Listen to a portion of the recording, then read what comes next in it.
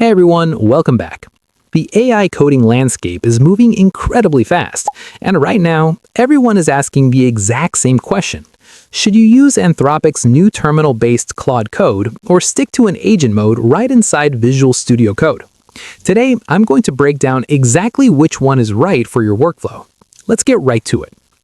Let's talk about Claude Code first. This is a command line tool built directly by Anthropic that lives entirely in your terminal. The biggest advantage here is raw speed and deep systemic understanding. You just open your terminal window, type a prompt, and Claude can independently navigate your entire file system, run searches, execute tests, and modify files without you ever having to click around an editor. It feels like a true autonomous developer working in the background. However, because it's strictly terminal-based, you miss out on visual cues. Reviewing massive code changes in a text-only interface can sometimes feel a bit clunky compared to a rich graphical editor.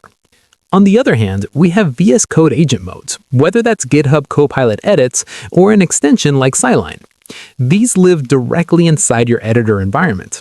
The massive benefit here is visualization and control. When the AI suggests a huge refactor across 5 different files, you get beautiful side-by-side comparisons. You can click through the changes, see exactly what's being added or removed, and use your standard editor extensions to verify everything before accepting it. It's a much more integrated, user-friendly experience. The downside is that these graphical agents can sometimes feel a little heavier or get distracted by the editor's open tabs compared to a pure, focused terminal command. So, which one is actually better? It completely depends on how you like to work. If you're a terminal power user who loves raw speed, executing complex scripts, and trusting the AI to work autonomously, Claude Code is an absolute powerhouse. But if you prefer to visually inspect every single line of code, rely heavily on your editor's syntax highlighting, and want the AI to act more like a pair programmer sitting right next to your open files, the VS Code agent mode is definitely the winner.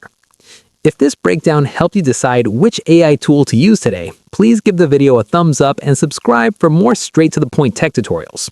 Drop a comment below letting me know if you're Team Terminal or Team GUI, and I will see you in the next one.